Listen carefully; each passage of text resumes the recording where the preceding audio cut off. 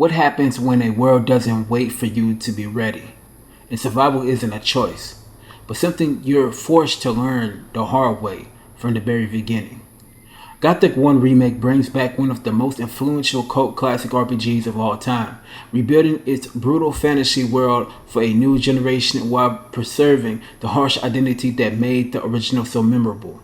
This isn't a journey that guides you step by step or consistently points you in the right direction. It's a world that expects patience, observation, and the willingness to figure things out through experience. And after spending time with it and seeing it through to the end, the real question becomes simple.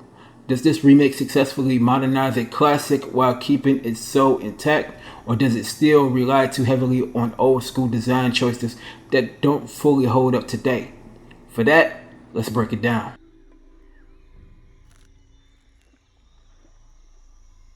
Gothic 1 Remix takes place in the kingdom of Martina, a land engaged in a brutal war against the orcs. During this conflict, the king relies heavily on a remote mining colony that produces magical ore used to forge powerful weapons for the war effort. To control the prisoners working inside, a magical barrier is cast around the entire colony, but something goes wrong. Instead of containing the area as intended, the spell expands beyond its limits, trapping everyone inside and cutting the colony off completely from the outside world.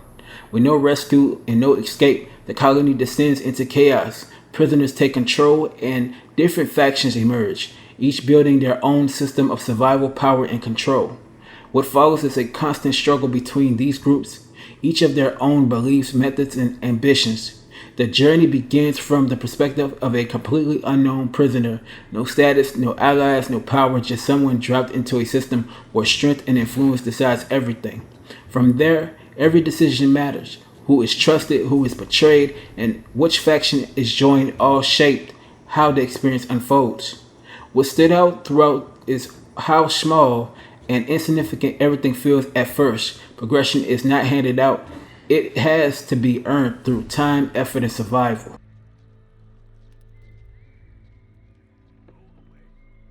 The presentation in Gothic 1 Remake is built entirely around atmosphere, and it does a strong job of delivering a world that feels harsh, unforgiving, and constant on edge. The environments strike a balance between fantasy and realism. Dense forests, rocky paths, and abandoned mines, and roughly built settlements all help create a sense of colony that has been forgotten and forced to adapt without outside help. One of the strongest aspects is how consistent the tension feels. Even simple travel through the world carries risks simply because nothing ever feels truly safe. Lighting plays a major role in this as well. Torches, campfires, shadow-heavy caves, and nighttime exploration all contribute to a world that constantly feels unpredictable. Character models have been modernized compared to the original, and while they look improved overall, animation sometimes still feels stiff or lack natural flow in certain moments. Sound design is one of the highlights of the entire experience. Footsteps, weapon impacts, creature sounds, and environmental audio all help bring the world to life in a way that feels constantly active. The soundtrack also supports the experience well, shifting between quiet atmosphere moments and more intense combat tracks that helps elevate the tension. Performance overall remains fairly stable, delivering a smooth experience through most of the adventure. Only occasional, basically intangibles that are in the game, but it runs at 60 frames per second on the Xbox Series X version, but not stable enough.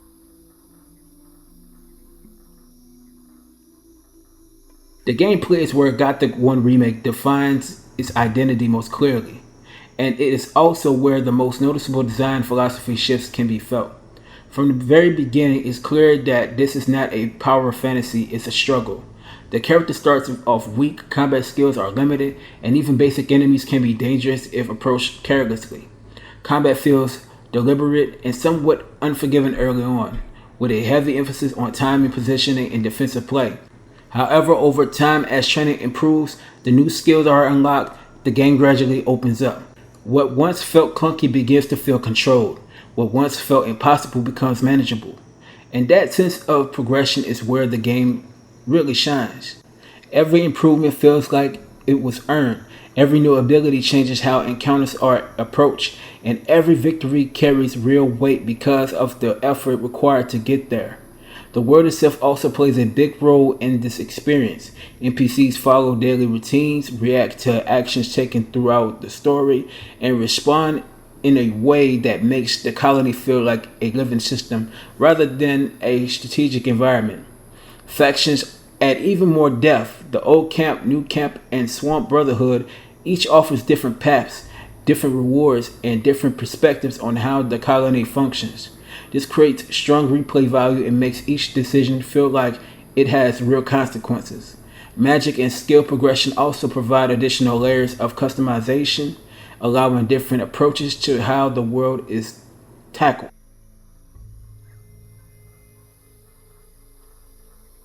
Despite its strong foundation, Gothic 1 Remake still has a number of issues that become noticeable over time.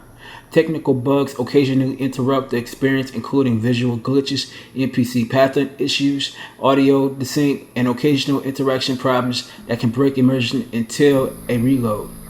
The old school design philosophy will also not appeal to everyone. There is very little hand holding, which means constant attention to dialogue, exploration, and trial and error progression.